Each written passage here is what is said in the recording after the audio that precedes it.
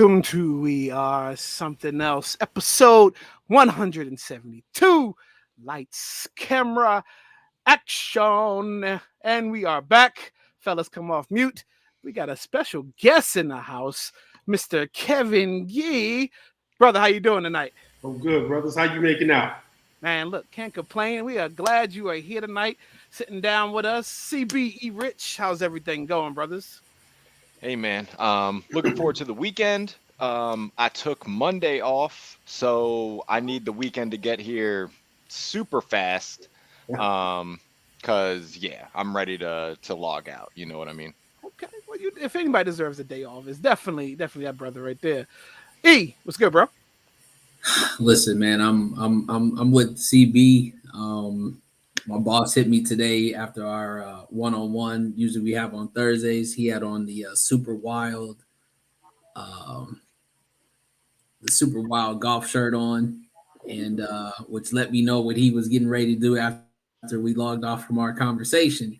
And so I told him that I'm going to be like that when I get older. So that's what I'm focused on now, is wearing the ugly golf shirt so I can get on the golf course and have some good time during work at that point. There we go. Absolutely, yeah, bro. It's been a good week. Despite what's happening in Canada, that's trickling on down these parts. It looks something like Dune. Some people say Stranger Things. Yeah, But yeah, like New York. I saw the pictures from New York yesterday. It was like yellow. Today, even in the DMV area where we are, yeah. it's kind of yellowish, It orangish, was and hazy. started to clear up a little bit. But I mean, you don't want to go outside in that or play around or any of that stuff. I know those Cali people like E are used to that, so it ain't nothing to you. It's just another day in the neighborhood. So but yeah, so They got the fires and the smoke from in the state. You know what I mean? exactly. Yeah. Right. Y'all used to that. Used to that. Kev, how's your week going, bro? Man, everything is cool. Lay low. I'm at an age now where I manage my weeks. I don't let it get too high. I don't let it get it too low. You know what I Got mean? I yep. keep that thing steady. There we go. Absolutely. Okay. Yeah. Look, before we get into the show, I told me and E had a conversation yesterday about someone challenged me, and I was going to come back at him last night, but I didn't. I was like, you know what? I'm gonna enjoy my 400 on on the Amp Radio platform. But I'm gonna say something to them. Look here, I don't ever claim to know everything. I don't. I love learning. That's one thing about me. If you can teach me, or I can have a teachable moment, you can give lessons. I'm all for it because I don't know everything. None of us know everything, right? But when I speak on something, trust and believe, if I'm going to put myself out there, I know what I'm talking about. So I was listening. I was listening to a radio station yesterday, and since it was Prince's birthday, and everybody knows how near and dear Prince is to my heart. Here. So, it was a song playing. It was a Morris Day in the Time song playing yesterday, right? And I'm only look. The only reason I'm speaking on it is because it was spoken unto me on that platform. Now I'm speaking on it on my platform. So it was a Morris Day in the Time song playing, and I just made this simple comment. I was like, a lot of y'all may not know that this whole album was majority Morris and Prince in the studio by themselves. They only called out band members just to give them the credibility of when the band performed live, they can have their parts. And then that's when it happened. It was like, no, absolutely not. Do you know who the Time is? The Time, all of them were in there. And then they went down the list of who the Time members were. I was like, I'm very aware of who the Time members are, but I'm telling you, they weren't in that studio. I was like, there's plenty of record, just places to check where that has been a story told by other people. That studio session, most studio sessions, was just two people. Anyways, so after that person thought they proved their point, I was like, look, Google is right there, blah blah blah. But I'm just here to tell you on my platform that you were wrong, sir. That's it. All right. Now that we got that out the way, Hold on. I gotta say this. Go ahead. This is exactly when you need to have your brother or a bro that you can call when stuff like this happens, because I got the call immediately after this happened, and he was like I had to talk him off the ledge. I said, bro, leave that alone. Do your set the next look, because he was getting ready to get off of his kilt, like to where he was gonna mess up. Yeah, he was gonna. Listen. I mean, we're at the age now. We got to spend our energy wisely, right? So it ain't gonna be on something that like this. And instead, he gave us a great show based upon what he wanted us to actually have, and not not that moment of I'm letting somebody else steal my platform and celebrating my position of what I've accomplished because of somebody else's thoughts. So listen, I appreciate you for calling me, because you was on one, and I had to. Sometimes you just need a rash, voices to But look, okay, what you got your brother for, man? Exactly. So, with all that said, fellas, let's wrap. Now, I only got really one major story that we need to talk about here. And some people may care about it, some people may not, but we're going to talk about it because it came out of nowhere, right? It was announced this week that after the NBA playoffs is over with, which looks like next couple games, Shannon Sharpe would be leaving Undisputed. Now, first, as soon as I got it, I put it right in our chat. I was like, what? Because, I mean, what you see on TV, now we know what you see on TV is great acting, is Shannon knowing how to get along and be professional. So I got a lot of notes on this. I'm gonna go through my notes. I'm gonna give everybody a chance to talk. We can have a group discussion on it. And also he's leaving Fox in total, not just the show. He's leaving Fox. He's taking Club Shay Shay with him, which is, he's got over 1 million subscribers on Club Shay Shay. I mean, this guy his brand is booming. So some sources are starting to speculate over the comments why he's leaving. So some people think it's the two instances that Skip disrespected Shannon, and one of the first ones followed the Damar Hamlin incident. Everybody knows what happened with Damar Hamlin on the football field this past season, and Skip made a tweet that wasn't necessary at the time. He could have waited on it because it was mid moment of what was happening. And so the very next day, first of all, he got backlash. Very next day, Shannon sat out of the show. It was obvious because the show, it wasn't the same, and you could tell he sat out on the show. But then the next day, Shannon came back, and they allowed him to speak his piece. He had the opening monologue, and he was just saying, "Look, I sat out yesterday because I did not agree with what Skip had tweeted, and hopefully he'll take it down." Well, after he said that, Skip interrupted him and says, "I'm not taking it down. Absolutely not." And then from there, Shannon got frustrated. Said, "Look, you can't even let me get through my opening speech without interrupting me." And back and forth happened. Shannon did the classic, take my glasses off. That means I'm resetting. Taking your glasses off in our community means I'm resetting because I'm about to go off. This is just a neutralize. This neutralize the whole situation. Then Skip hit him on put your glasses back on. He might as well put boy behind that because that's the way it sounded like. Put your glasses back on, boy. That kind of thing. They got through the show. Again, professional. Shannon got through it. Then there was another instance where they're always arguing over LeBron or Tom Brady. This time it was Tom Brady, and I think Skip was getting Shannon was getting the best of the argument. And so what is people always go low when they have nothing else? And Skip hit him with well, you're just jealous. Tom Brady is better than you. He's a better player than you ever were, kind of thing. That's a cheap shot. Shannon's like, Skip, I'm a MFing Hall of Famer. And I know that he bit his tongue heavy because I'm sure he wanted to give him the real. I'm an MFing Hall of Famer. You would take a personal jab at me to try to prove a point. So that's strike two. And I think the situation was never repaired after that.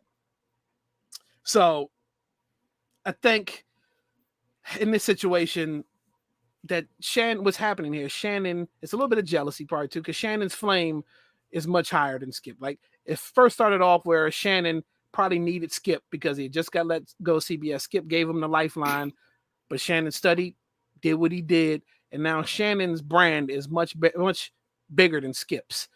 And I think it's felt there. You need Shannon more than Skip. So when Shannon leaves, this show would never be the same. So I said a lot. Get you guys' opinions. Let's start with you, Kev. You are the guest. Thoughts on this Undisputed? Well, you laid it out. Skip is out of control. Skip has always been out of control. The things he say out of his mouth. He wants the credibility that I guess he thinks he deserves. I wasn't a fan of his. I never read anything that he wrote, so I don't know how good he was back in the day when he was covering the Cowboys and the Spurs and all that foolishness. But I know when he was on with Stephen A. up until today, I've never been a fan of him because he talks with this bravado that he knows it all. He's been everywhere.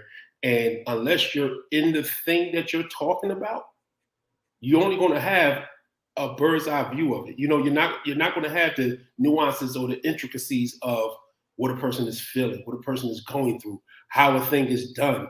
What is the feelings when you walk off the court and don't shake the other person's hand? It's not that it's a lack of sportsmanship, but you got to understand how hard somebody works to get to this point, only for it not to come to fruition. In that moment, give me a moment. I need a moment. You know what I'm saying? So when he starts talking and the things he say, I just never been a fan of Skip. He takes things too personal. Yep. CB. I mean, at first, I'll be honest, I thought that, it was mostly a front. I thought that things were good.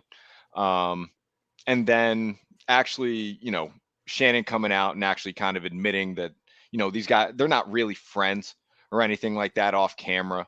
At least not anymore. Yeah. And, it kind of put it in perspective a little bit more that no, actually, maybe this is real. And, we were a little bit in the dark about, what was actually going on. And then you find out that he actually was like buying out the contract, so like literally just cutting ties and breaking loose. And it will be very interesting. I mean, Skip is old as hell. He's 70 years old.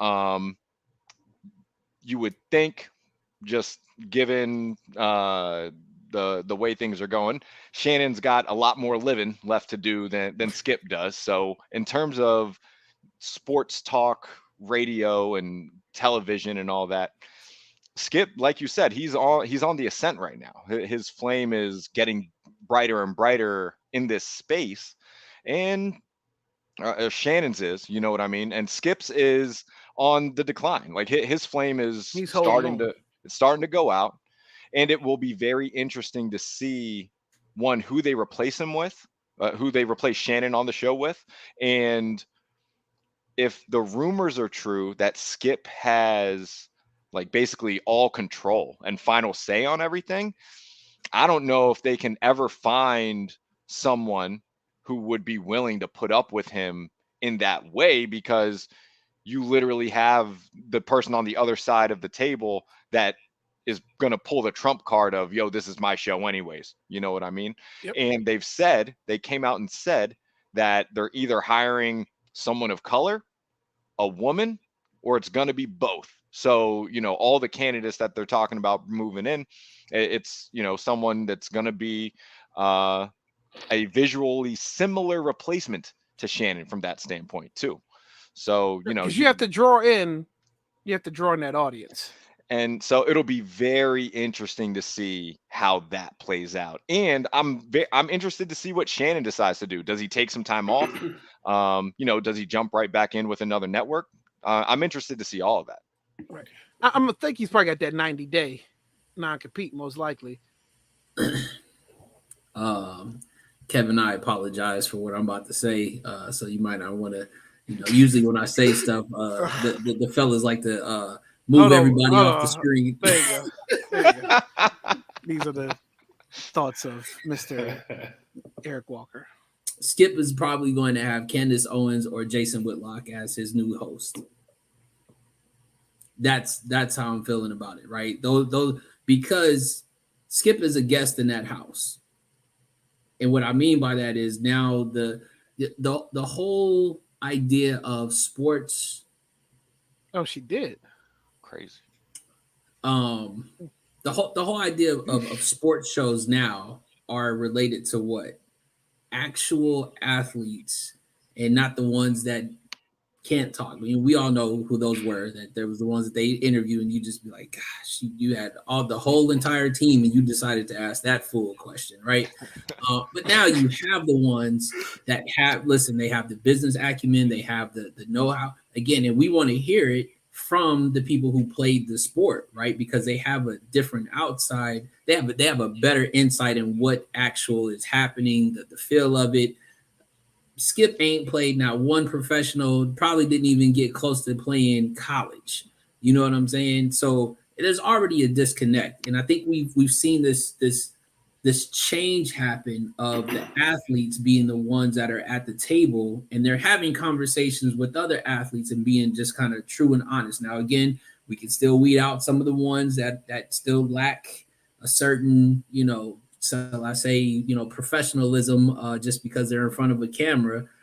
And they also, they cap, as the kids would say, as far as, how great they think they were. Paul Pierce is one of my first example. I don't think he was great at that. And he shot himself in the foot saying that he had a better career than D Wade. So we all saw that and laughed at it. And then Jalen Rose called him out in front of national TV about his stats. But Skip is like one of those people that was like, you were here before all of this change happened. You were now going to be removed because Skip you were wrote now articles on Babe Ruth. That's how long game he's been around. Skip in the game a long time. And again, like I said, he was a guest in the house. And I think at this point you've overstayed your welcome. And now the takeover that I'm considering, if you look at how it is people are listening to the sports outlets that we want to hear from the people that we actually like or that we can adjust to. Before it was just you had to listen to what was on TV. There's too many now other outlets where we can't get what we're looking for. Oh, and I think it's he the understands that.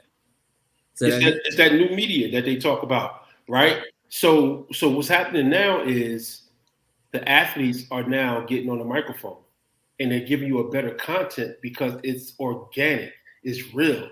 It's not, oh, well, I think this, or he should have caught that ball. And now these guys are telling you, listen, this is what it is. This is why these podcasts are now taking off.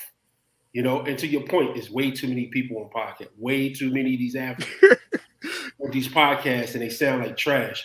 But, the ones that's really getting it done and giving you good quality, they're giving you the JJ Redick, Draymond, the knuckleheads, the knuckleheads, the pivot, right? The knuckleheads is a slept-on podcast. Them dudes are sharp. They ask great questions. Now, here's the difference between them and the Shannon Sharp. Shannon Sharp has the profile, but he's a horrible interviewer. Horrible. I like Shannon. He's a horrible interviewer. The knuckleheads, everybody else does it better than him. He just has the profile. You know what I'm saying? Yep. He speaks. He can do a debate show great. He can't be the lead of a show. Can't be one-on-one. No, he's not polished enough. Yeah. And I will say Shannon has, like you say, he has great points. He's polished when it comes to the knowledge, right? But like you said, some of the Club Shay Shays, I've only watched Club Shay Shay because of the guests, right? The Dion was a pull in for me because Dion alone will command that interview. Ocho Johnson was the same. That was a great interview. But yeah, like now he's getting into the realm outside of sports, like he did Mendici. Neo. What the? Yeah, exactly. Neo. Can I curse on here? Yeah, go ahead. Yeah. Almost let it go. Go ahead. Let it go. You know what I mean? Let it go. Why the fuck? Why are you interviewing this dude? Like, who is this? He's cares? a clown. You know what I'm saying? Like, he's a clown. What cultural reference does he have for us? This chick is this manager. Oh man, I'm like, bro, what are you doing? Absolutely. Listen, listen. This is why Kevin needs to be on this podcast because he says exactly what I was saying. That's why I was like, are you kidding me? Right? Like I had to look at it double take. Like, Is this like a behind the scenes and he was just, he just stopped by as a guest real quick? Because like what reference does he have when you look at it? And again, you look at it from everybody else's, and it's all about the caliber of what you're doing on the interview side. And I think, matter of fact, I think us or you and me, Clay, talked about this the other day. Certain people can't hold court by themselves, right? They need a team or they need other people to be able to feed off of to make the content actually work. But again, like Kevin said, it's so much out here that you at least can pick and choose exactly what you want to hear. Like a Draymond, the fact that he goes on directly after a game is something that we've never had before. Why? Because everybody else is too scared to, or they're like, that's not, but he even breaks down what happened and he's honest about even with them losing. So then you get tied into that as a person and as a sports fan that wants to see that. Again, going back to Skip, if you really, let's talk about it. Stephen A said it himself, bro, you thought you was doing everything and it wasn't about you. And then you went somewhere else and it was about you for a hot second, but then you realize when somebody jumps over you, you have nothing that you bring to the table that people really want to see. Your shenanigans are out of here. Yo, but let's keep it real how they built that show. Lil Wayne, Snoop, they was always guests. They had the culture buy in. The culture started to buy in. Then Shannon got a little comfortable. He could be himself a little more. Skip, it's your time is up. You already been there, bro. You're not running a 440. More. It's over. Yep. Let the young cats get on and let them run the tracks. Because it's done. And if they bring Whitlock and Candace Owens on that show, they might as well call it Fox News, because first and foremost, Whitlock. I'm gonna be honest. Some of his perspective, I get. His delivery, I can't stand it because he's doing that TV shit. He's trying to be salacious so he can get these views and all, versus just stating this is how I feel about a thing. Candace Owens, what she got to do with sports? You know what I'm saying? Yep, absolutely. Whitlock will sell out. Go ahead. I'm sorry. Yeah, which I thought was the problem with Jamel and Mike's show. I'm not tuning in the Sports Center to hear social commentary half the show. Absolutely. You know what I'm saying? I get that. Yep, I want to see. I tuned in for the sports. I can go to your Twitter, your Instagram, whatever, and get the social stuff. But here in this space, respect the aesthetics of the room. Absolutely. If the room says we're talking about sports, let's talk about sports. Absolutely. And I think Skip is dabbled into this podcast world too. And no one is going to watch Skip Bayless by himself talk on all his key points. No one's just giving a Skip a mic by himself. So that's trash. But yeah, to your point, Whitlock is one of those people who will sell out his own people to get the trend or get people riled up. But look, we got somebody better than Jason Whitlock, Candace Owens, Skip Bayless on the show tonight, man. Look, we got Kevin Ghee, who is going to sit up here and just tell us about, all the great stuff that he's got going on. So look, transition. We are here. Kevin, officially welcome to the show, brother. We appreciate you for being here. I appreciate you having me on, brother. Man, look, so, man, I wrote down about 100 questions, and I'm have to close my eyes and pick which ones I'm gonna ask you tonight. But I'm gonna start off with the most common, the most easiest question, because I know everybody got it written down. Is what got you into filmmaking? Let me redo that. Kevin Ghee, writer and director. I'm sorry. Right. Let's give him his proper. Let's do it. Okay. Let's do it. There we go. Now, what got you into filmmaking? Great question. What got me into filmmaking? I've always been a creative. All through high school, I was an art major, so I used to draw a lot. And got to my senior year and had to take art history, and that was boring, and it killed my love for art. So I jumped off of that. So I was always a creative. Then in 1980, I want to say 88, 87, 88, there was a movie called She's Gotta Have It. It's done by the brilliant Spike Lee. And I looked at that and I was like, man, that's kind of dope. Like I saw him as my contemporary. And I was like, that's kind of dope that he did that. Then he followed that with School Days, which blew me away. Yep. Once I saw that, I started to say to myself, I would like to do that. But life takes over and you don't really get to it. And I became a cop, did 8 years on the force, and it was a point where I wanted to get back into that creative space. So I told myself I need to learn how to make films, start taking film courses, started writing.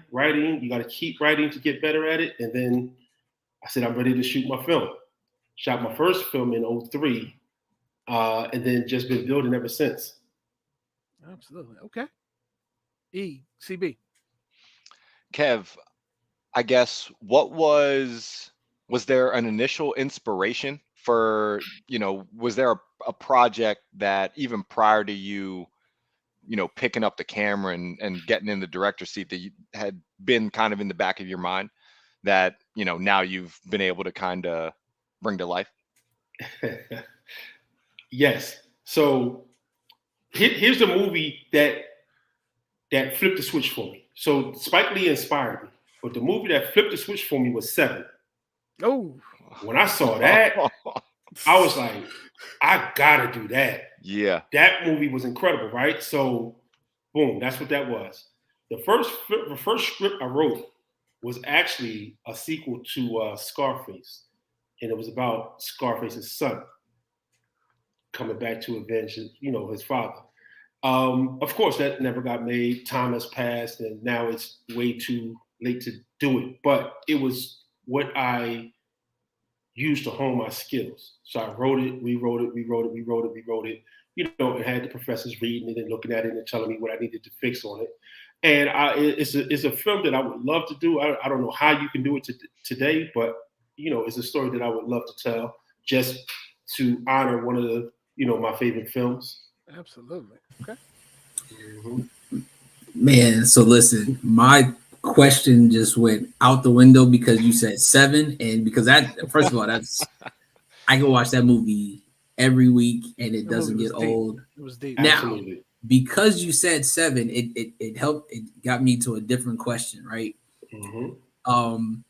In the sense of what we just got to talking about, athletes kind of now being like the podcast situations, like telling their own side of the things, right? He about to take we now question. get so go ahead. Well, you work on your next question since I'm asking your question. Right?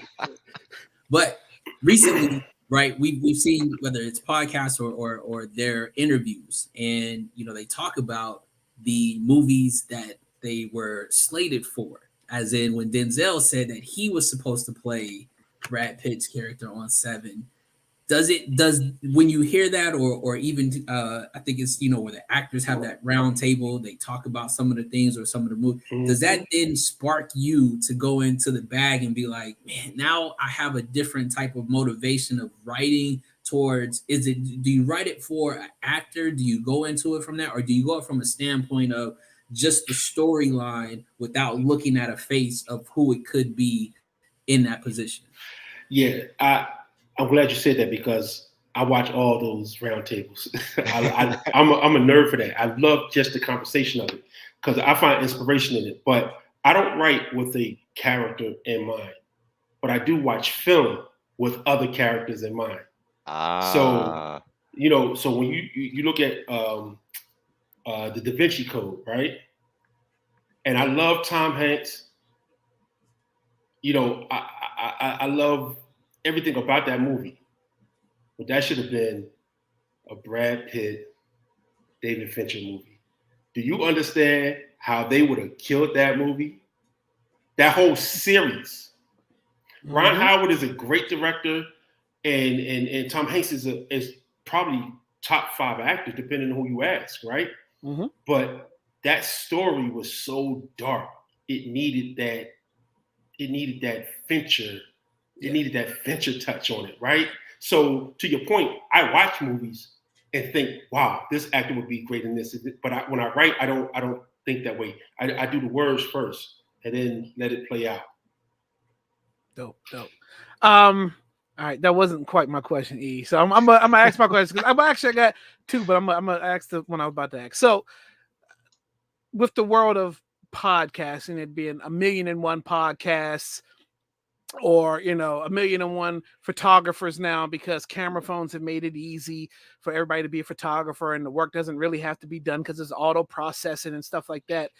What are your thoughts on the availability for people just to cut corners nowadays, and just anybody? I mean, everyone can't be a director, but people can make movies, just like that, because everything's available to them, and they don't have to put the work in. So when you see that somebody who went to school for it, studied the craft, knows the craft, how do you feel about when that happens? I love it because they never gonna take my space. So you know what I'm saying? I'm like, please keep cutting corners because that's one less person I got to fight to get up there to get my movie made. I really think that this whole digital thing is great because it allows folks who, like, in the 80s when I was coming up, I never thought I can do this. Spike did it, and I kind of was like, wow, maybe I can. But still, the barrier to entry was so high, it was so expensive, I couldn't do it. But now with these digital cameras, these kids can go out here and they can shoot whole movies. Now, here's the thing, to your point. You can cut corners early when you're learning it. You're learning the cameras, you're learning what it does, how it does. But there's a science to storytelling. There's a science. So the thing about writing is you write a script, right? That's the written story. The movie is the visual story. So they say you take the great directors and you can put that movie on mute and you'll know everything that's going on from start to finish because it's a visual story. That's where a lot of these new cats is coming up that got a little camera, they go get them a black magic and they want to start shooting. They don't understand. They just it's just a hodgepodge of pictures all spliced together and they call it a movie. Now, I had to tell a friend of mine, yeah, people are so crazy. Because I keep it real. I'm not even going. I don't like to bullshit nobody. I want to keep it real so we can get to it and get it dealt with. So I shot my film and I had a screening in my hometown of Philly, right? And then my homie was like, "Yo, bro, man, if I was you, I would be plastering this everywhere. I would be the man, this, that, and the third." And I said, you do understand that I live in California, right? You live in Philly. Nobody on your block shoot movies. Everybody on my block shoot movies. I look like a clown trying to act like I'm the next whatever, and I haven't even opened the weekend. You see what I'm saying? So he had the wrong idea already going into it. So then he hits me back up, say, I'm thinking about doing this movie. I broke it down for him. I said, it's going to be expensive. I gave him a few tips. I didn't hear from him for 6 months. I check in, yo, how you doing with your filming all? He's like, yo, man, everything you said, you was right. It came to fruition. I was just he said, I didn't call you because I was trying to prove you wrong. And I ended up wasting about 20, 30,000. So I was like, yo, check this out here. Lose my number. Click. I don't compete with my homies. You know what I'm saying? Yeah. I don't compete with my homies. We competitive and we push each other, but I'm not trying to best you and be better than you. When he told me that, I banged on him and told him it's my number. I have no more rap for you. Because two things.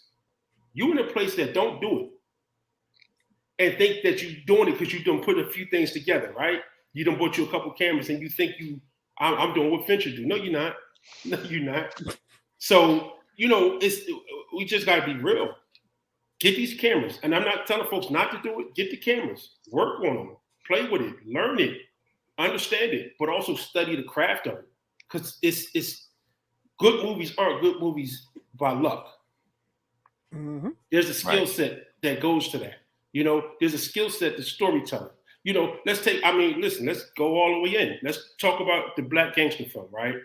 Let's talk about all these little hood classic gangster films, Belly and all this old foolishness. The reason those films will never be as great as these Italian gangster films, because they're not telling the proper story. If you look at these Italian gangster films, while the setting is the mob and the gangsters, the stories are always about family.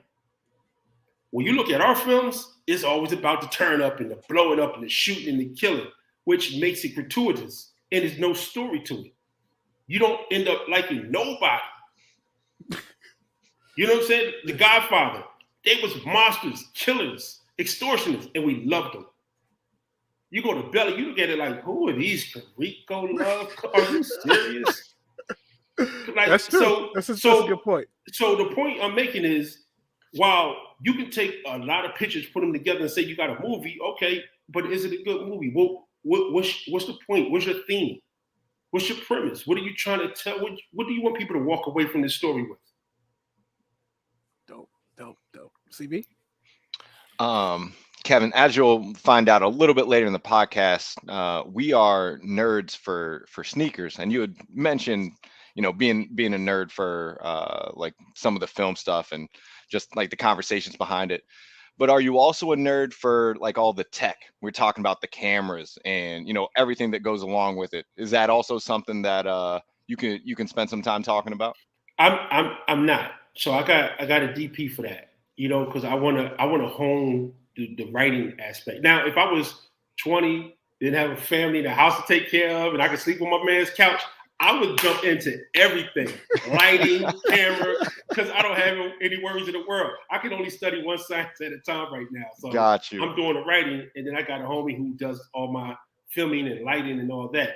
But there are cameras that I want to work with because I like the look of them.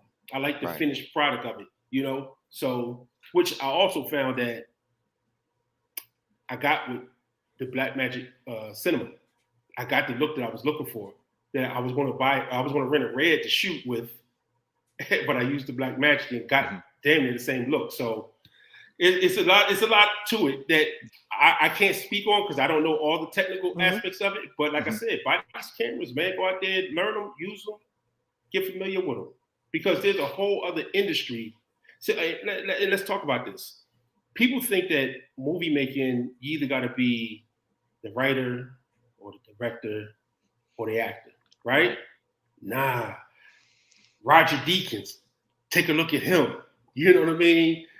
Let's talk about some of the great DPs. You know what I'm saying? These guys got stellar careers. They shot some amazing movies. That's a career. You got stagehand. You got guys that build the sets. Crazy careers. I'm gonna tell y'all a story. Out in Cali, I'm at a poker game. I'm playing this little house game, and my homie he had did some time away, so he came home and he needed a job, or they was gonna, violate him. He was going back. So one of his homies said, "Listen, I can put you in this apprentice program, this apprenticeship, and you come on and you'll be a carpenter, and we build sets and movies and things like that." My homie, he didn't finish 10th grade. He said, "Man, I stayed working. I bring home about 175, 180 a year." There we go. Listen, do you understand for a cat that never graduated high school, that did 11 years in prison, to come home? And he was patient enough. So, and that was the other thing, because he said, you're not going to get in the union right away, but you keep working, you keep showing that your proficiency is rising. There it is. Now he's doing 175, 180 a year. Dang. Wow. And that's just building sets. He goes from one movie to the next. Wow. His name scrolls up in the movies if you're looking for it, but he's not the big name. Right. He made a great living for himself. His kid go to private school because he was like, my kid ain't never coming up like I did. So he sends his kid to private school. And this is what that life can afford you if you understand the totality of the industry. You don't always have to be in the front of the camera or be the big name. You could make a great living doing some of the technical things, because on every movie, there's no less than 200 people that worked on that film. Yep. E. Damn, see, he did it again. He said some shit that now I was about to pivot. Because I was about to listen, because on that side, because I had got an opportunity a while back, just kind of as a contractor, to be security for a movie set, and where they were set at and how long we would be there. And then when they told me how much they was paying, I was like, oh shit, yeah, hell yeah, I'm moving out there for that amount of time, because clearly the movies take whiles, or depending on how many locations. But I digress. because I don't want nobody in my pockets, especially the IRS. Anyway, so how much do you pivot or constantly kind of go back and forth from what you wrote to actually what you shot? Like, is there a lot of times that you go back, or and then in the process of your writing, when is that feeling that you know is complete without you kind of going back over it and saying like, damn, I want to change this, but I want to leave it alone? Like, I know, because like I said, writer's block or just kind of being a creative person, sometimes you get in your way of what you're trying to accomplish by trying to do a lot. So what is kind of your process of when you know you're done and you have a finished product? I mean, that's a great question, because I think I still get in my way. I'll write a thing and I'll be done. So what I do after I write the first draft, I put it away for about a week or two, because I need to watch it, see it with fresh eyes. So I leave it alone, don't think about it. I might go do something else. Most times I'm working, but then when I come back to it, I'll reread it, I'll polish it, I'll do whatever I got to do. Then I send it off to my friends who understands the craft of screenwriting. I'll get those notes. I'll compare it to what I have and how I envision it. If the notes make sense, I'll make those corrections. I'll send it back off. Once I get it, I'll sit it away again. So it'll take at least 2 months. Once I finish, it'll take about 2 months for me to really say, all right, wherever it is right now, this is where we go. We're going to shoot it. Now, to your point, you get on set, locations speak differently. You may have to trim down some of the dialogue, because the location speaks differently to you. So also timing. You can have an actor struggling with some lines. We only got the light for another hour. Now I got to rewrite this whole scene to fit in the time that we have left to shoot it, because we can't come back here tomorrow. So there's a lot that goes into the process of filmmaking. Those big budgets, they can withstand a day off. You know what I'm saying? Where they got to go back and shoot it again. Yeah. When you coming out the pocket, dude, I need you to say say like, come on, bro. So, but again, I try to use actors who are trained in acting with my films versus go grab your homies and shoot a film, because I'm investing my money. Yep. And I want to be taken serious. So I don't want to grab a bunch of cats that don't know how to act, staring in the camera and all kinds of foolishness, and try to pass that off as, hey, look at me, I'm a filmmaker. Because the industry, just like the music industry, they ain't got time for the foolishness. They're not there to pat you on your back. They're there to see how they can exploit the product that you gave them. Right. You know what I'm saying? If they look at it and the composition is off, they don't even finish it. So you say you're not making a Dolomite film? Nah, nah, we ain't doing that. But Dolomite made them films at a time that he can do that. Right. You know what I'm saying? The 70s was a different time. Yeah.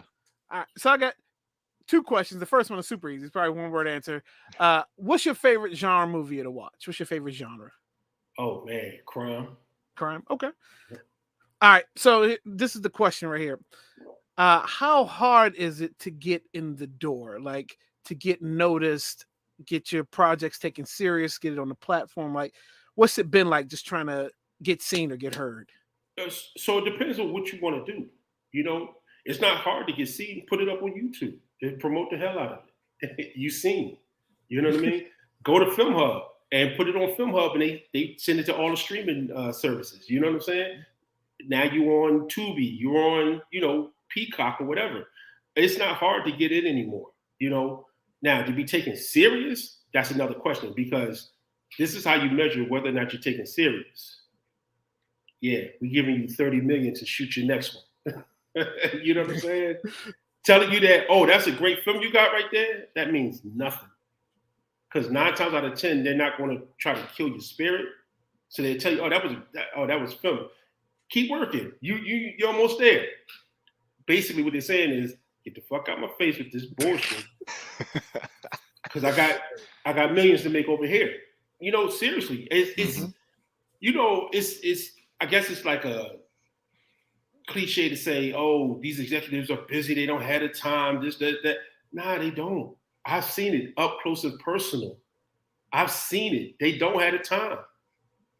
When you're sitting at the head of a studio with a $200 million movie that's about to go in production, I don't have time to watch your homeboy classic that you and your man shot with your iPhone and you think it's the hottest thing since whatever. I just, we about to go into production on this movie here that's going to have to hold up the whole company for this year, or we losing money. You know what I'm saying? They got a lot of other things going on. Not only that, they got other films that's in the pipeline. So a lot of times, a lot of people look for validation. And if you're looking for external validation, you're never going to be successful. Ever. Because the moment that externally you don't get that validation, then you start to question yourself. You got to know that you're good. Here's the thing with me. I know that I'm good. I'm not the greatest, but I know that I'm good. You may not like the product that I put out there. It don't make it not good. It means that you just don't like it. And I'm okay with that because art is subjective. You know what I'm saying? Absolutely. So Absolutely. I'm okay with the critics. Now, the difference between critique and hate is just bad mouthing it and not having any specifics of, what you're talking about. Critique is saying, you could have shot that differently or the lighting was off here. I could deal with that. The other stuff, it's whatever. Right.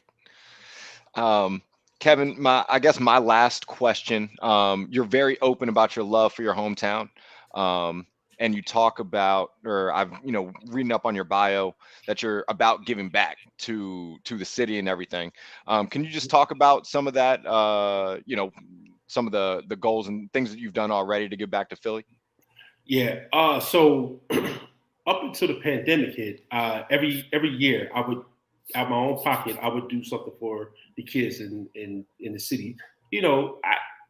I can only do so much. You know what I mean? But one year I sent about 8 kids to a STEM class, paid for that for their summer course. A couple years ago, I bought uniforms for an entire school because the parents couldn't afford it. So I bought all the kids uniforms. I sent two shelters, the kids in these shelters to go see Black Panther when it came out because I knew they would never get to see it, and I knew how big that was for the culture. So I'm always trying to tap into these kids and expose them to something new and something different. What I'm trying to do now is expose these young girls to the WNBA, but not just the WNBA as the product, but everything around it. Because remember, like I said with the movies, you don't have to be on the court to be the star.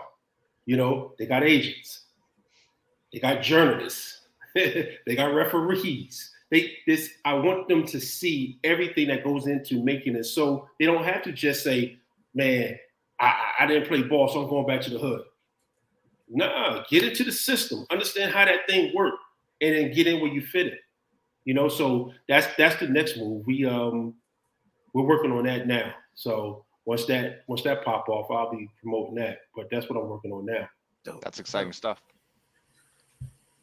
All right, so I feel like I'm like a little kid right now because I dig it, right? Like let's do it, man. I'm all night. I got all night. Let's go. like film. I mean, films are my thing. Like Cleo and I, we make reference to movies all the damn time, and we know it, and other people would be like in the crickets, but we'll be just dying because we say that. With that being said, right? So Deion Taylor's like a dude that I've kind of followed for a very long time, right? Like I peeped his, his grind, his hustle, how he's done it. I follow him on IG and I like what he does based upon, he talks about kind of like what you're talking about, right? The nuances of having to film, and like, he'll talk about a scene and what happened, kind of like you said, the lighting was this, or, we only had so much time to shoot this. And I think he's given that insight. The ones that we feel like we can't, get to, like a Spike or somebody else on a higher level, right? But like, I don't want to say that I'm putting you guys in a certain category outside of anybody else, because I think everybody is their own entity. Mm-hmm. But I noticed with Deion, he kind of make sure that he's also dropping gems or at least trying to provide the information to help out that next generation or that kid or that person who is looking to do it, kind of like you are. Do you find yourself in that position to try that, or does it just come natural because you realize like your craft is your craft, and anybody who's wanting to get into that space, you know what it takes for them to have to do what's needed for you to be where, to get where you're at, even whether it's higher, lower, but just to be able to say, listen, if I didn't have this, I know I have the ability to give this to the next person or that kid that's looking at me that says, man, you're giving me more information. Like you said, you didn't think when you was watching the movies you was watching as a kid that you would ever be able to do this. So, I kind of see that pivot in that sense. And the way you talk, the true passion behind it is it's not something that you keep to yourself, but it seems like it's something that you're willing to give others to make sure that it's done properly. Do you find like that's your thing and that's how you operate? Yeah, I like to inspire the kids to think outside the box. I'm a 80s baby, so we was the birth of hip hop. We the first kids of hip hop, right? And that thing was all about expression and being unique and knowing who you were.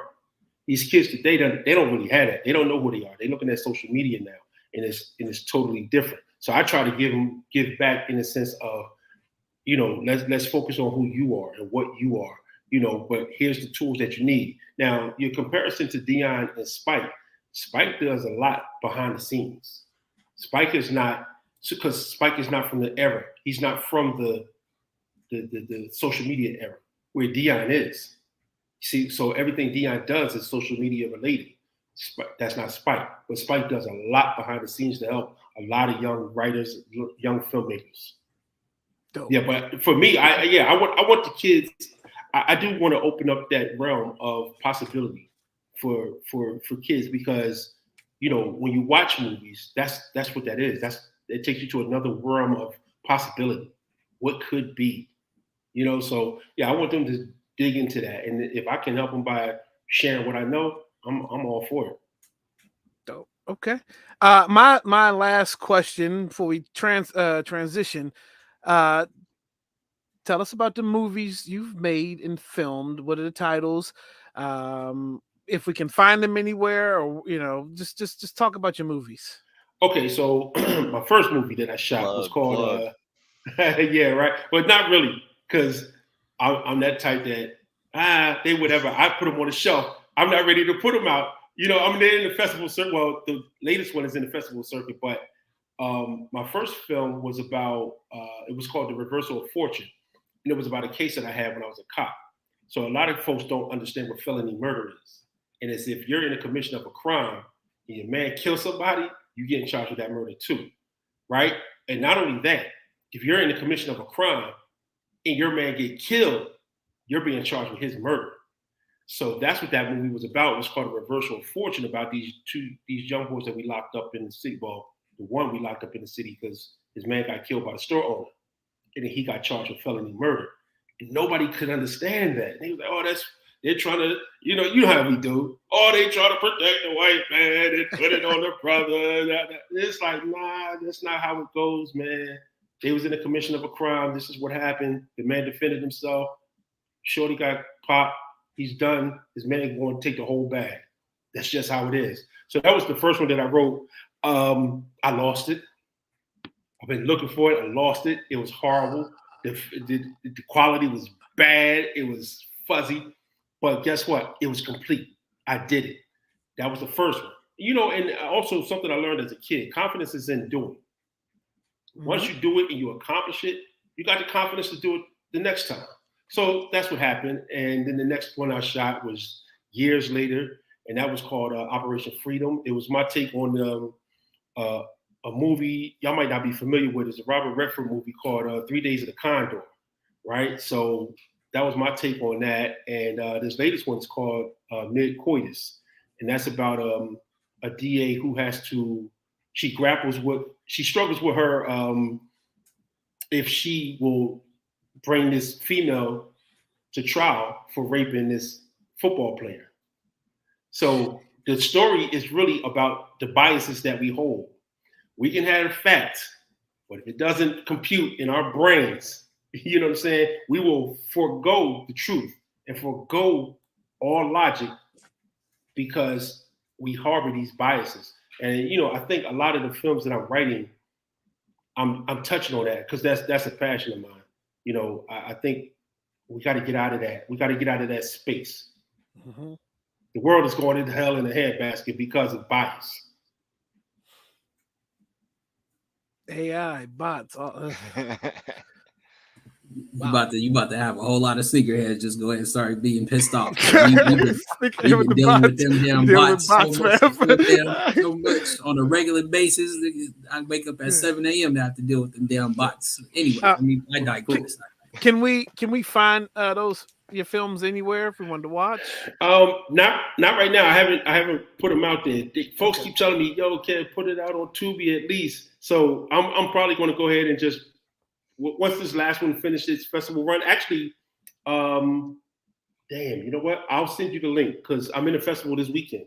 I think it's screening in DC. It might just be virtual. I have to double back, but I'll get you that link, and then you guys can check that out there. That'll be dope. But I think in the next several months, I'm gonna put them out. And I'm gonna tell you something, man. The writers are on strike now, so that part. This guy, it's sad that they're on strike because that's just the business of it, and they're gonna get that right. But what it had afforded me was a writer hit me up and said, "Listen, what are you doing with your films?" And, I broke it down what I'm trying to do. So they said, "Listen, write, and write. Get me your scripts. I'm going to package it with mine. I'll come on as a producer. You retain all your rights, as a writer. But I'll package it with mine, and we'll try to get you in the door." Wow. But we got to do it before the strike ends. So let's get to writing. Bro, I've been humping. I've been humping. Because, again, when you're committed to something, what they say, luck is the intersection of opportunity and preparation, right? Yep. Mm-hmm. And that's what it is. I wasn't looking to make $1 million off of these first 3 films I've made. I was doing it to get the craft right. Now it hit somebody who looked at it and said, I kind of like what you're doing. This is where opportunity and preparation intersects. So now I got this opportunity to get my scripts in the door in front of managers, agents, and they're going to try to package them. So that's what I'm working on now. Absolutely. I'm hoping the strike don't end soon, but but I don't want these guys to not be working, but I really need to really finish knocking those out. Yeah. All right. So these are the hardest questions of the night, Kev. You and I sent you this in show prep a couple of days ago. So we like to ask all our guests their top 3 movies and albums of all time. 5 would be too easy. That will allow for a couple of, just a couple extras, but now 3 is tough to get to. So let's start with the movies. Your top 3 movies of all time. All right, I'm gonna just have to. There's a little caveat here. I got about 10 that just cycles the top list, right? So I'm gonna just grab 3 out of that. Godfather, School Days, and 7. And I mentioned all 3 of these tonight. Okay. So no surprise. Okay. Yep. Dope. All right. Albums. So, all right, listen, y'all just got to be mad, cut me off. We're not doing 3, just 3, because we gotta go genre, bro. We gotta go R&B. You gotta go hip hop. You just can't smash them together like that. But my top 3 R&B albums, and I'm grabbing right now. Let's do it. My Life, Mary J. Blige. That's probably one of the greatest albums ever made in any genre. Yep. Shout out to Chucky Thompson, DC. Come on. Go ahead. He killed it. Bubs with the pen, he was on that too. God. But My Life.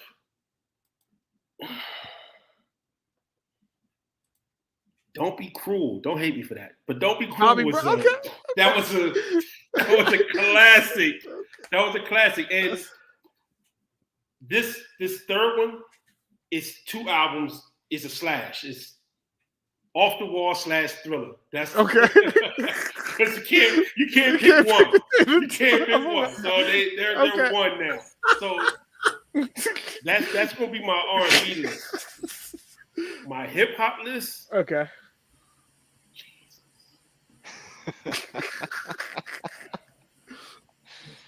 Criminal Minded. The Infamous. Oh, okay. Yo, The Infamous was incredible. Yeah. Incredible.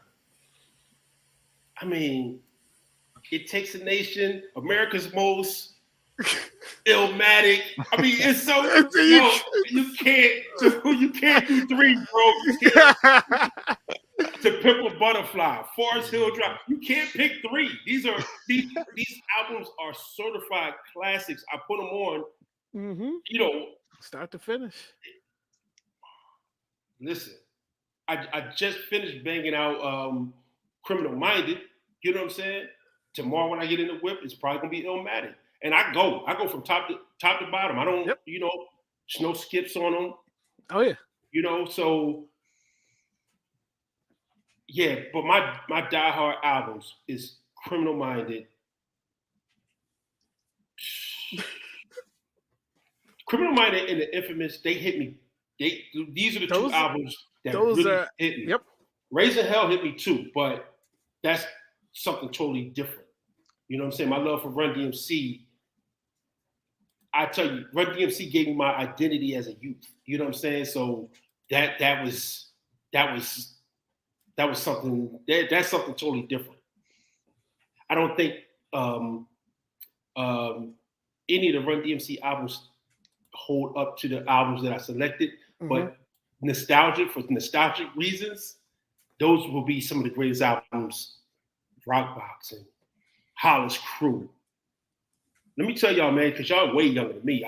Hollis Crew, when they dropped that album, when they dropped that song, and they did it live at the amphitheater. When you say you heard my rhymes, we're going to have to fight because I just made the motherfuckers up last night. Bro, we was done. Done. Yeah. You don't understand. In 1983, my life was over. I'm trying to tell. As a matter of fact, since we're on this topic, I want to ask you guys when y'all fell in love with hip hop, and I'll tell you when I fell in love. But I'm curious as to when it connected for you. All right, hold on. Let's go to a broader page. Let's bring it all together. Let's bring us all together. Let's do it. Okay, here we go. Mine is similar to you, Kev, a little bit. The first song I think I memorized as a kid and was influenced by the video was probably, I know it for sure was two of them. Run DMC's Walk This Way, the shell toe Adidas No Laces, Aerosmith busting through the wall with the microphone stand. There's scratches in my grandparents' basement to this day from me trying to bust through the wall with the microphone stand. And they say videos don't influence kids. I just remember that was just something different about that. And then I think the other one I memorized, and it's not on streaming platforms anywhere. I got to go to YouTube when I want to hear it. Was Self-Destruction. Self-Destruction was, it was something different. With Dougie Fresh and KRS-One, Miss Melody. That I just remember as a kid, you were talking about probably 5 or younger, knowing those songs. That's probably the first time I really fell in love. Mm-hmm. CB, what up?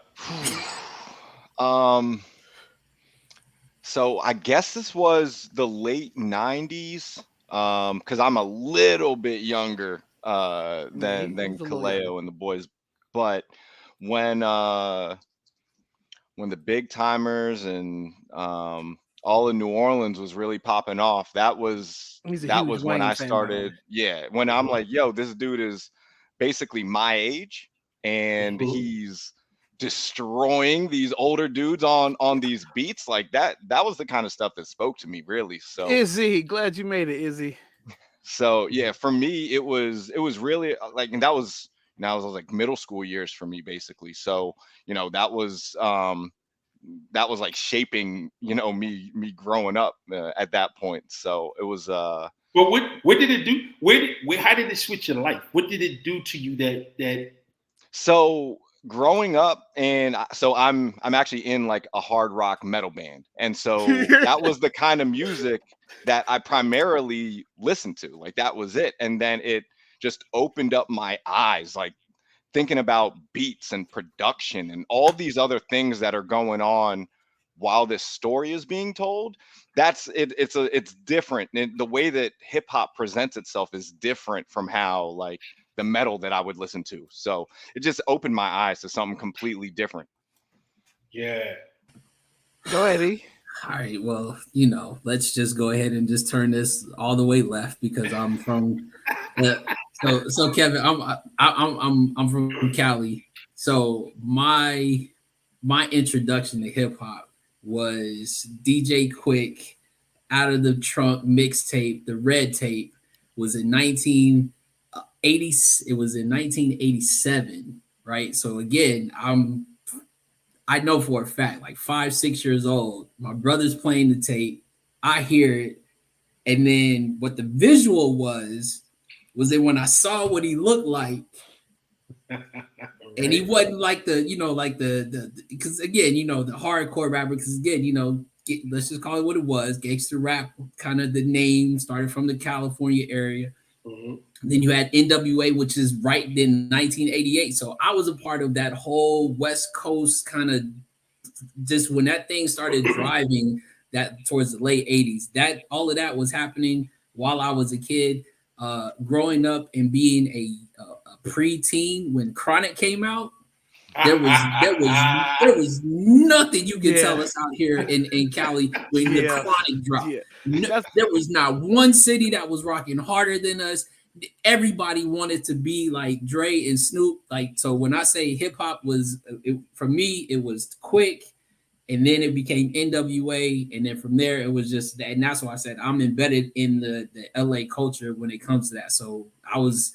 Yeah. So when you was talking about your scene and how you felt like with that, like I said, I went to the House of Blues to see DJ Quick when I know my ass shouldn't have been there, but I was with my brother. So guess what? I'm gonna be at the House of Blues. Right. You know what I'm saying? With DJ Quick and the rest of the gangsters. That's the culture, right? And that was what was so beautiful about when it began. Like again, I'm much older than you guys, so we had Bambaataa in the 70s with Planet Rock. Sugar Hill Gang, 79, with that foolishness they did. Then you had Grandmaster Flash and Melly Mel, The Message. Powerful, right? Mm-hmm. This is the day that I fell in love with hip hop. I'm at grade A up in Jersey, not down here, right? And I'm doing the little skee ball thing. And Friday Night Videos. I don't know if that was still out when y'all was popping. Late 80s, it was still out. It was still videos, yeah. Yeah. Friday Night Videos, because they wasn't playing rap on MTV and all that. Mm-hmm. So, and all this is pre-crack. So we in a pre-crack era. I see this video, this little white kid standing there, this limo pull up, right? So I'm looking at it like, what's this? They talking about Run DMC. I don't know what the hell is this.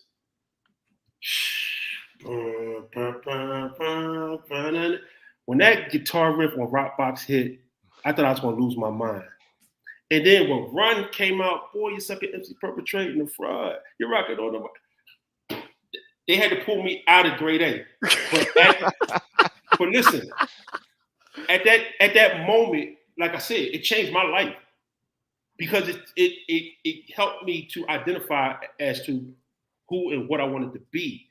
And we can be cool and we can do this and we can have our own sound and our own look, and we can, because they didn't look nothing like Flash in them. They didn't look nothing like Bambaataa in them. They was their own people. And that's what hip hop did for us. Then you got the breaking culture, right? Oh, you got breakdancing. Beat Street.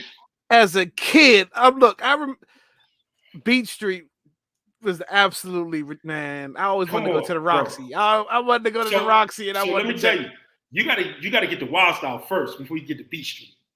Go look up Wild Style. So Wild Style was almost a documentary. They shot it as a movie, but that thing was almost a documentary because it was like somebody walked in the hood with a camera, and that was everything and everywhere. Now, here's the funny thing about Cali, my introduction to West Coast music, right?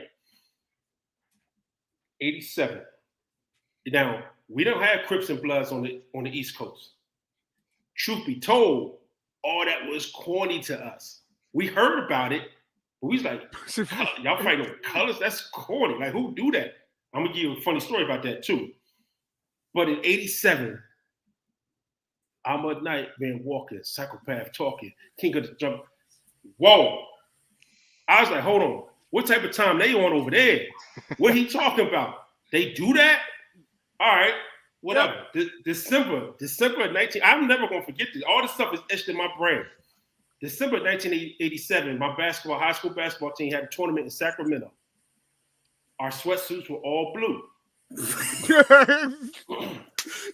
I'm banging colors the whole flight over. That's my jam. Not understanding this ain't music. These dudes is for real. You know what I'm saying? So we get off the plane. Now, again, you got to understand, North Philly, we like our own little world. We the coolest cats. We the hardest cats. Can't nobody knuckle up with. That's how we move throughout the world. We get into Sacramento. It was something about y'all Cali girls, man. They was all beautiful. Everybody. So, you know, we ball players. We got our little bags on, and we go to the school.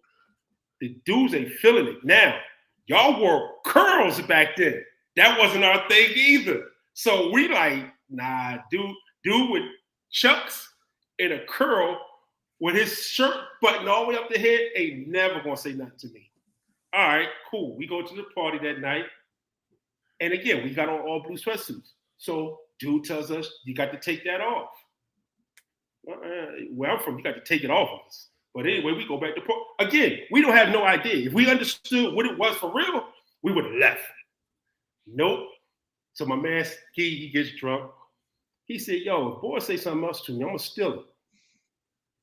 Let's do it. We from North. This is what we do. So the boy was like, what he called him something. You got to take that off. Ski hit him. Now, them calls that they got, he screamed something out. I'd never seen so many motherfuckers come out the woodwork. I was like, yo, what? And listen, this 87, we weren't into gunplay then. Man, they started letting that thing go. I got home, I was like, Cali got to be the realest fucking place you ever want to. Like, these dudes is crazy out there. They told us to take off our blue sweatsuits. We didn't. Ski got into a fight. They started shooting. The Crips thought it was one of them getting in a fight.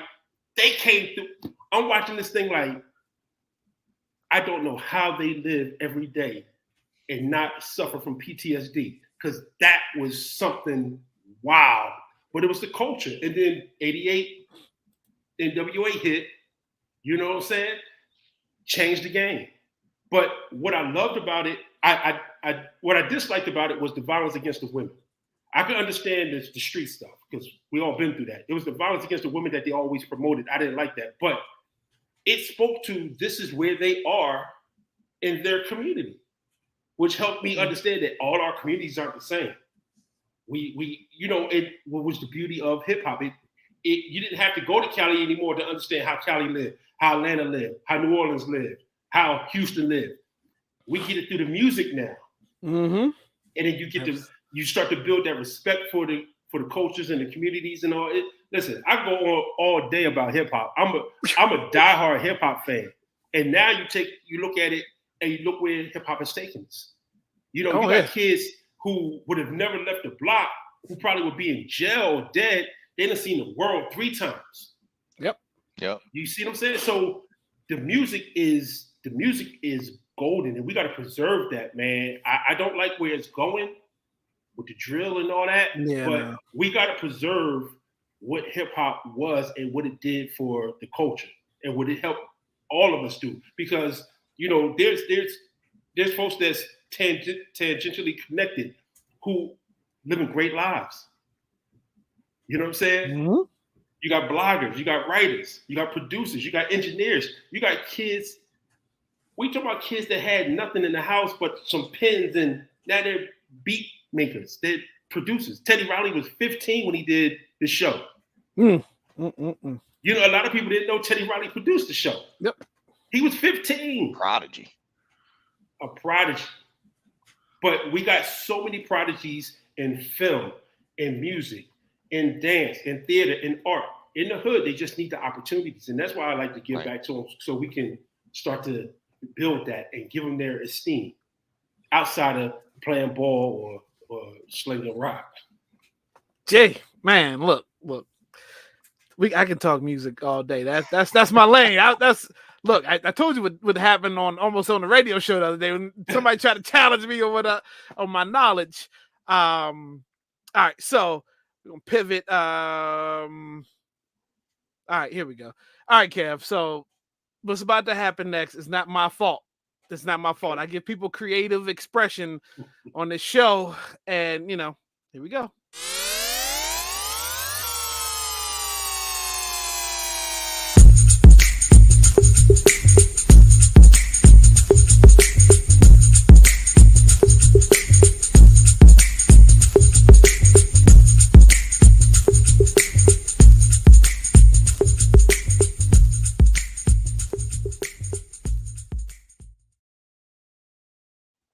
That last screenshot was Pops.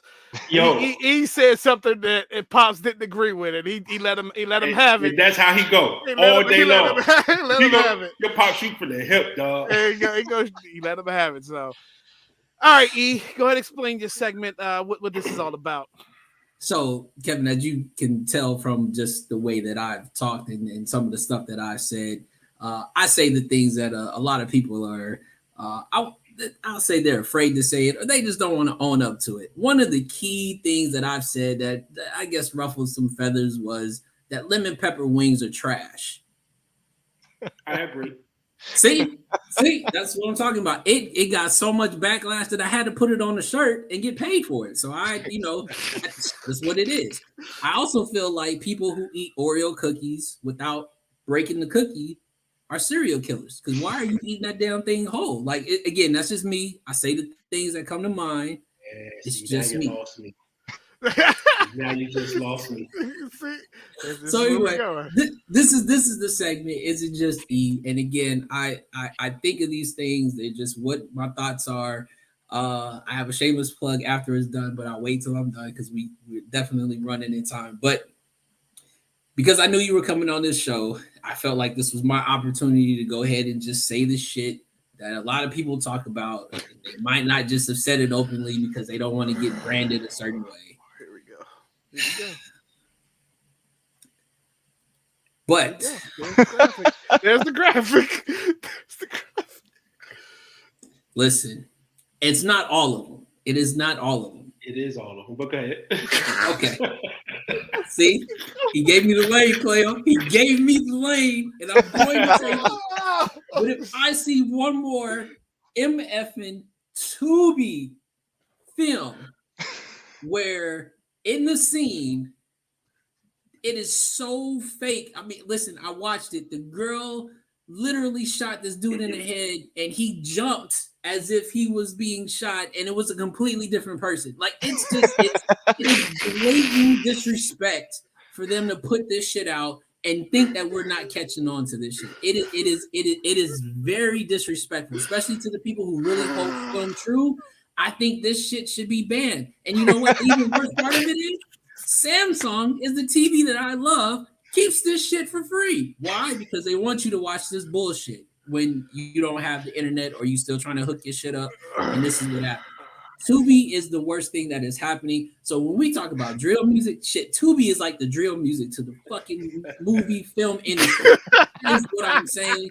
Kevin, I hope you agree, but this is exactly what it is. They need to stop this shit. This shit right here is really it's getting out of hand. So I'm going to have to say I agree and disagree, right?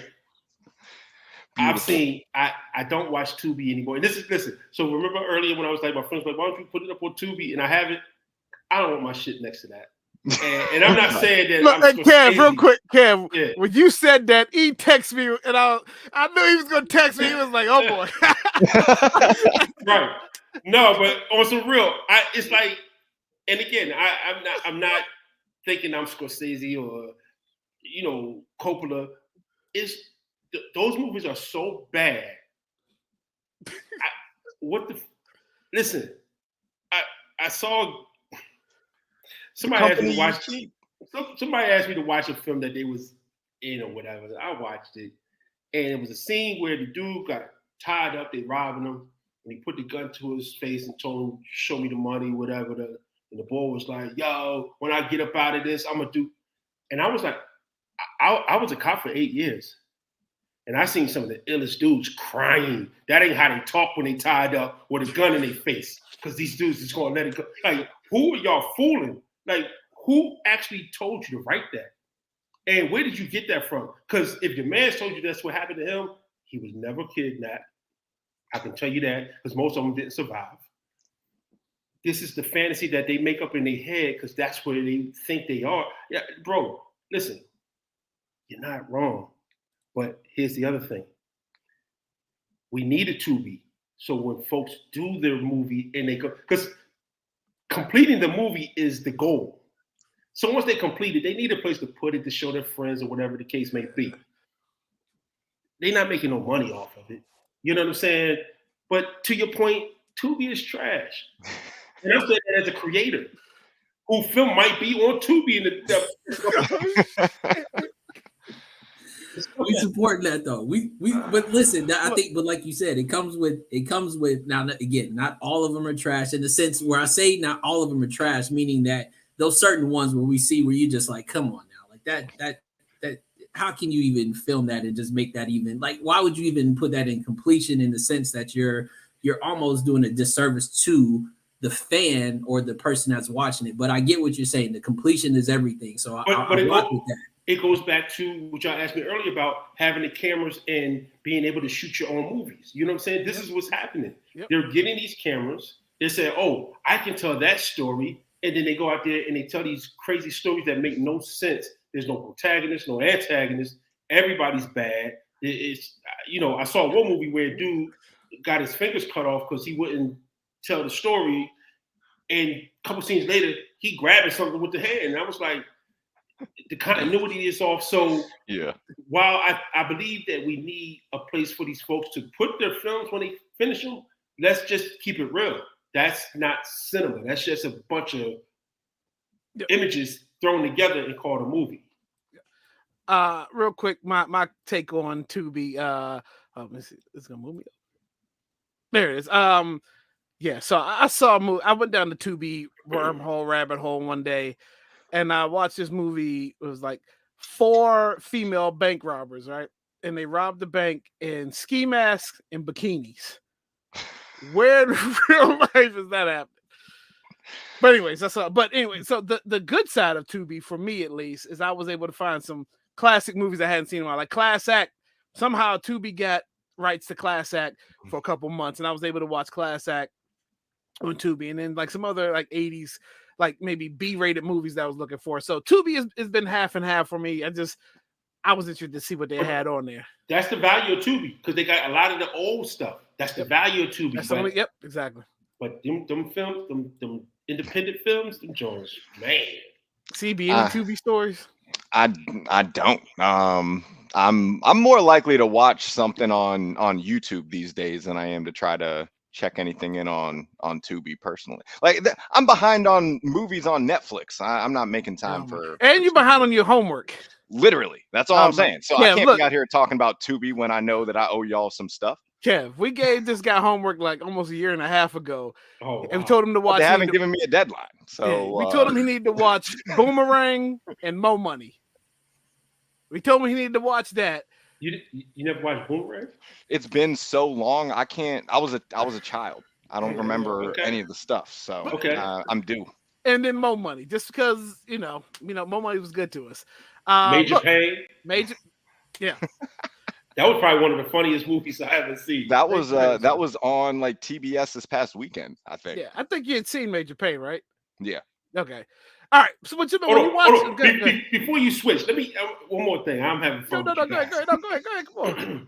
Give me what each one of you tell me what your favorite movie is, and then recast that movie. Ooh. All right. So off the break, Shawshank Redemption. Okay. Is probably, I mean, it's either that or Christmas Story, but I'll give you the real. I'll give you Shawshank Redemption. Who's Andy Dufresne? Andy Dufresne, casted nowadays. Yep. Believable. I probably would give that to Leo. I would give that to DiCaprio. I think. I think he could. And who's going to play Reg, the Morgan Freeman role? Kind of the big brother. Somebody who's got skin in the game. That's probably the more difficult one.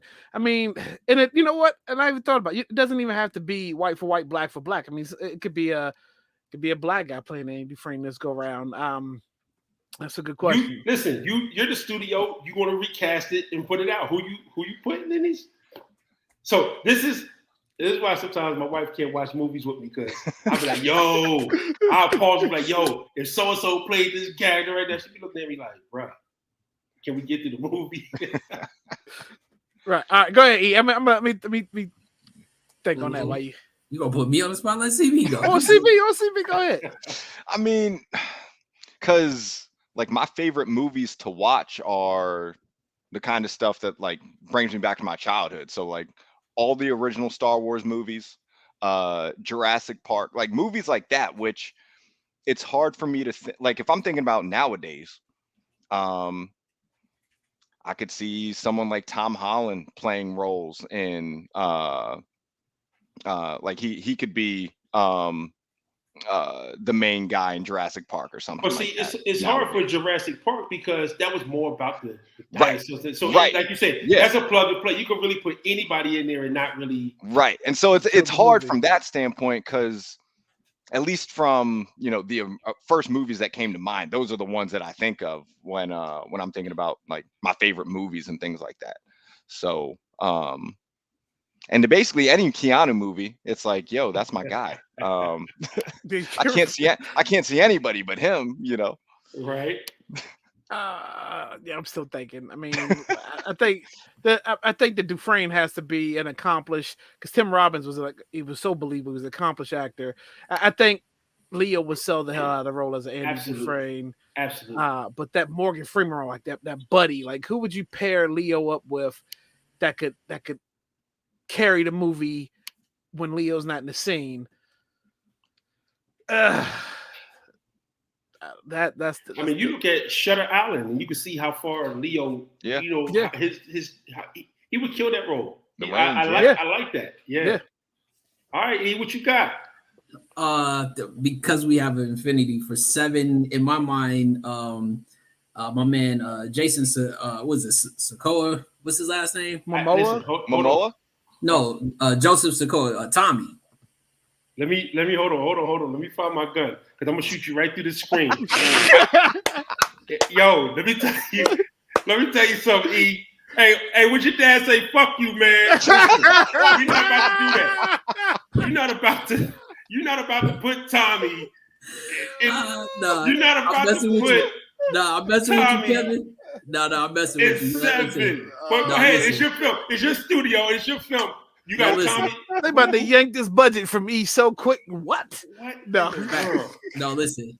That was a joke. Really, mine is, and it is too many characters to think of, but I would like to see Full Metal Jacket remade. Ooh.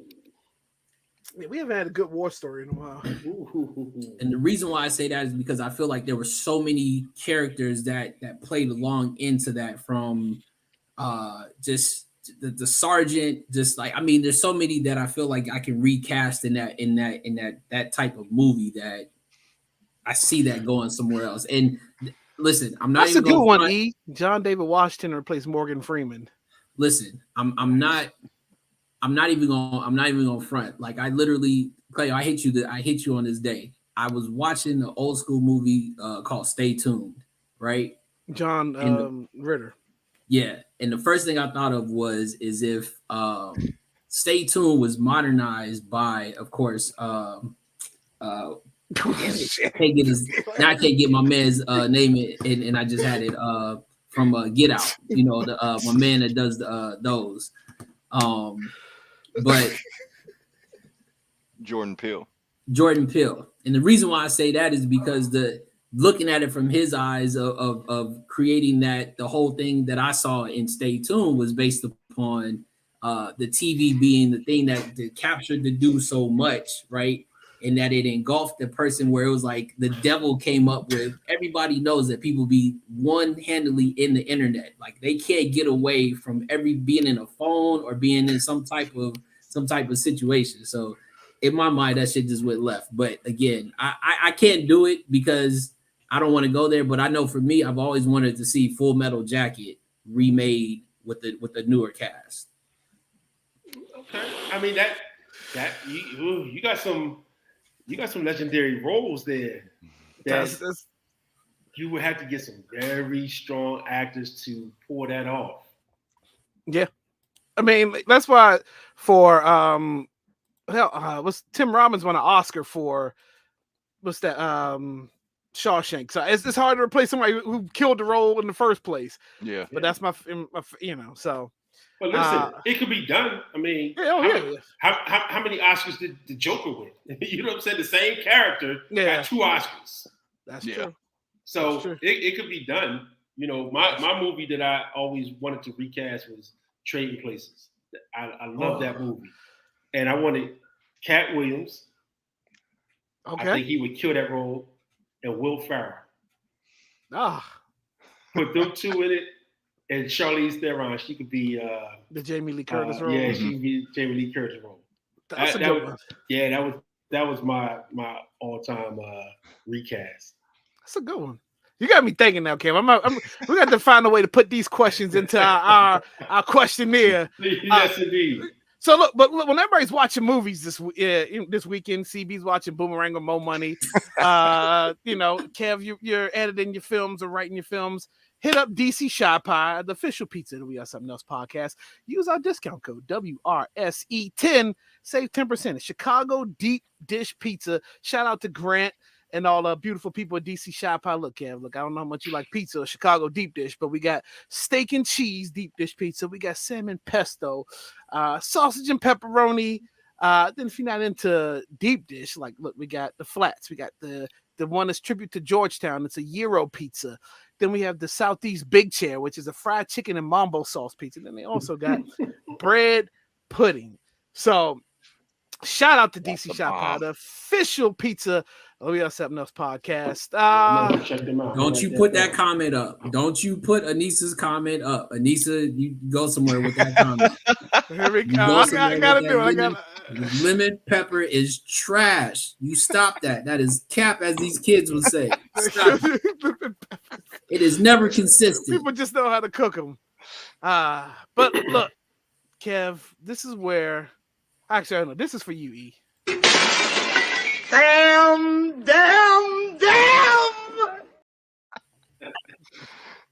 All right, and now.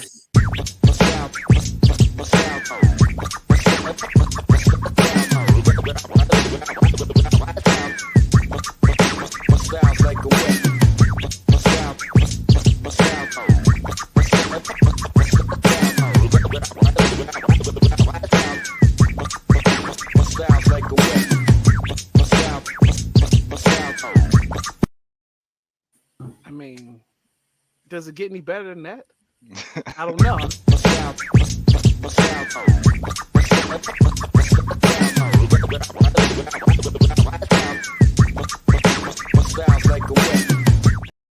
I'm sorry. Look, Kev, I'm famous for playing that intro more than once. I haven't done it in a while. But this is what we do. This is the sneaker portion. This is where we just talk sneakers. We kind of, show just it is what it is. We do what we do, right? This is our passion. All right, CB. So what do we have for the Copper Drop this week? All right. So maybe it was 2 years ago now. Aimé Leon Dore founder Teddy Santis was basically given the made in US line for New Balance, and he's about to be coming out with his third drop, and it's starting off on the 16th of June, so next Friday. They're dropping these 990 V6s. These are going to be the first drop out of season 3. Their made in USA line is generally more limited. They've been making a good amount of pairs of these for people that really want them, but for most New Balances, the standard retail price is higher than your like your Dunks and things like that. So these are the retail is $220 on these. Colorway is dope. I think Teddy DeSantis is doing some cool stuff, but these are not a must cop for me by any means. There's a pair of 990s that are dropping that I think I like a bit better. But Leo, are these a cop or a drop for you? Well, given the price, if the money's sitting in the account right at the time, these would be a cop. I sent these through the chat. Mm-hmm. I had no idea the price point at the time, but I'm a colors guy. Purple, definitely. But yeah, these would be a cop if everything lines up the right way. These would be a cop. Nope. I saw the price point. Hell no, I'm not paying that for those. Give me another pair, or like I said, quality over quantity this year. So no, I'm not paying that for those. All right, Kev, if you had an opportunity at these, would you cop them or drop them? It would pass you the blunt because you got to be high if you paying $220 for those. I like them, but not at $220. That's New Balance. I'm not rocking. Listen, I'm not paying $220 for New Balance. I don't care what they can have vibranium in them. I'm not paying $220 for New Balance. I got you. They just not, they don't have that value for me. You know what I'm saying? Yep. New Balance never held that they cold, but not for $220. No, I got you. Ricardo, that's a cop for Ricardo. I know Ricardo likes the Teddy Santis stuff. Izzy was good. Okay. All right. So this is the point of the show, Kev, before we get ready to get out of here. This is where we do the shoe and tell. We go around, you bring a pair of shoes to the show, anything you want to spotlight for the week. And we spotlight them. So CB, what do you bring for shoe and tell? So keeping it on the movie and the film theme, I was like, yo, let me break something out of the collection that has something to do with that. And from this is a shoebox, if you can believe it. And these are the Jurassic Park Reebok pumps. He said dropping like hot grease. He's dropping them. So they clean. Yeah, you can tell I have not worn these yet, but pumps are classic. Talk about the stuff from my childhood. So Yep. Nah, those are clean. Dope. All right, E, what you got? You're on mute. Shit. And what we said this year was what? Quality over quantity. I've taken a lot of L's recently, and I've managed to put those L's together and get something that I really wanted, that I did not get when they first came out. This is what the box looks like. Oh, shit. Wait. You're like. Wait. Fuck. Oh. Hold up.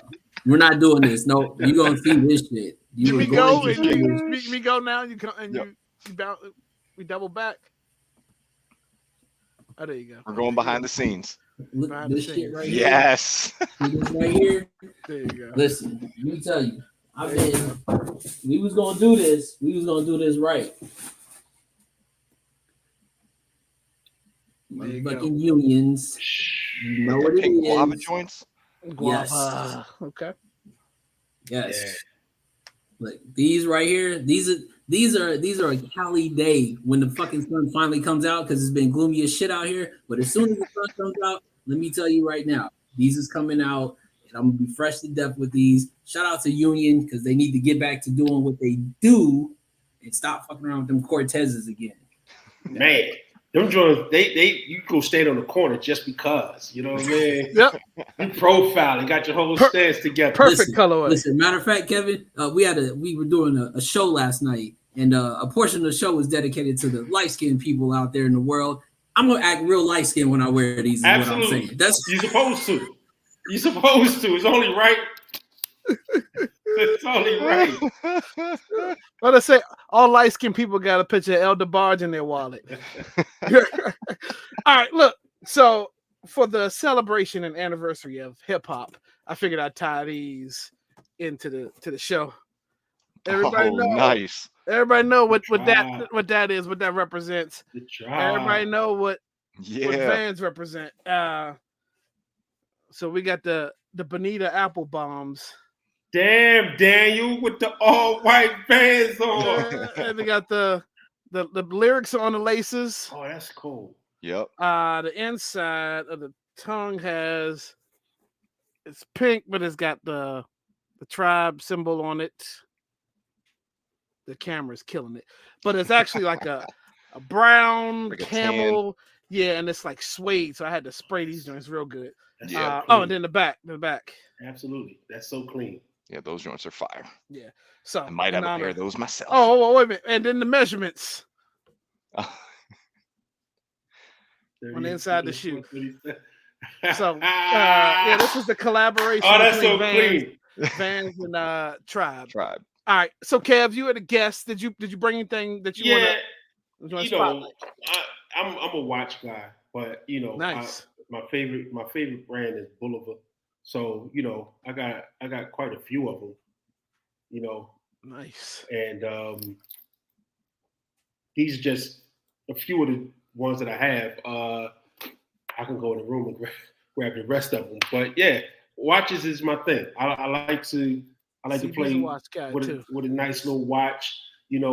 That Invictus, go ahead, you off with that. Stop it. If you got Invictus in there, who E? You got E. Come on, E. Don't tell me you got Invictus.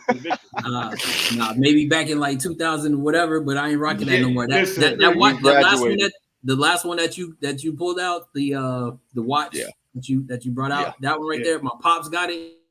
I peeped it out. And I told him that's going to be my first watch that I put my money to, because I know he's had his for some years, and he tells me about the actual value of that watch. So I'm definitely on that. Yeah. The watch game could be expensive. I try to keep it at a price point because, I can easily start dipping into the Rolly bag and now in the Breitling bag, and I'm 5-6 G's every time I buy a watch. So what I do is every time I shoot a movie and I complete it, I buy myself a watch. So nice. I said after the next film, I'm going to step up and I'm gonna grab me Breitling. I saw this Breitling 13. I was like, yeah, I can't tell her though, but I'm gonna get it. Look, she might be watching. Oops. Kev, I'm kind of like you, Kev. Every time I complete a week, I gotta buy myself a pair of shoes at the end of every week. I made it through another week. Now I'm jumping. Hey, you gotta. You know what, man? Listen, life is short. Yeah. So you got to celebrate yourself and treat yourself. Absolutely. And then while we talking about that, we got a couple more things we got to say. Then we're gonna let everybody go who's still graciously with us. Treat yourself. That's right. You pay all these money for these shoes, and a lot of sneakerheads won't wear their shoes because they don't want to crease them. But oh my God, let me tell you, there's an invention for that. Crease Beast. Mm-hmm. Oh my God, look at that. So like your Air Force Ones, your Dunks. Look, throw them plastic shits away that you used to mold your feet to at the beginning of your shoe, and go ahead and get you some. These Crease Beasts, they're nice and soft. Make your big toe, if you got a bunion or something like that, or a bad knuckle toe, whatever, put that right there. It's nice and soft. You put inside the little sock, and it just fits right over top of your regular sock. You put in the shoe, nice and smooth. CB, you got the Slims up? Yeah. So then they also got Crease Beast Slims. Yeah. So if you got certain shoes like a Dunk, it's hard to get the Crease Beast in. So they got a little slimmer version. CB has those. So. But yeah, I crease my Jordan 1s. Yeah, that right there, that'll save you. All right, so look, before we get out of here, we got to let everybody know where we can find everybody in the streets, because pay some bills. Yeah, so we got a little group from the DMV, call ourselves the community, because we hype each other up, follow each other up, and just support each other, because it's always good. He's apparently not part of the community. To have a support system. So, but anyway, so look, on Amp Radio, we do these Amp Radio shows now. They done gave us a platform we can play music. So here's the schedule where everybody can find us. So on Sundays, Sexy Sunday Vibes at 9 p.m. with Takeover Trina. Mondays, Music Mondays with my man Be Easy at 8 p.m., 8:30ish, depending on what time you get home from work. The brother got to work. Tuesdays, we got We Are Something Else. That's us.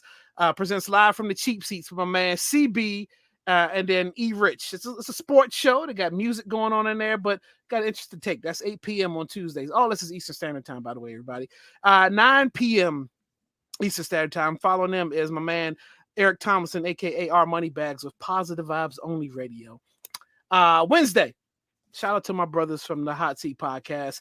My man Sean Xavier is Over the Hump at 5 p.m. Earlier that morning on all streaming platforms. You can find their podcast being released if you're interested.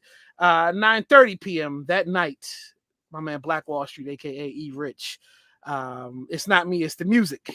He's an oldies guy, so he's gonna hit you with some of these oldies out here. Had a old ladies in the chat throwing panties. Thursdays, 8 p.m. We got my man Ricardo keeping it regular. That's at 8 p.m. right before the pod comes on. But at 9 p.m., something in the works we've been working on for a while. Thursdays, where we are right now, 9:30 p.m. WRSE podcast live on YouTube. It's us. We Are Something Else. And tonight we got my man Kevin Ghee, who spent some time with us tonight. We appreciate your time, Kevin. And tomorrow, to close out the week, Fridays at noon Eastern Standard Time, We Are Something Else presents The Abstract with moi. And tomorrow we're going to do a couple weeks ago I did boy bands and all male groups. Tomorrow we're going to do the ladies. So lady bands, lady rockers, all that. I got to put the list together. But also every other week we drop We Are Something Else presents Smoking Spiel, and that is the music and movie review podcast with me and my man Big Mike. And then this week, if you haven't watched yet, we released the episode for Jay-Z's Blueprint. Class, yeah, we did. Y'all discussed Blueprint? We reviewed the Blueprint. It's a 47-minute episode. We released that we released it yesterday, so it's on YouTube. It's on our YouTube page, WRC Podcast. So that was episode 6. So we reviewed Kid and Play's Class Act. We reviewed Elton John's Captain Fantastic and the Brown Dirt Cowboy. We reviewed Richard Pryor's The Toy. We reviewed Todd Rundgren's Something Anything. We reviewed 1996 Scream, the original, and then we just dropped the latest episode. So we alternate movies, music. We just dropped 2001's Jay-Z Blueprint 1.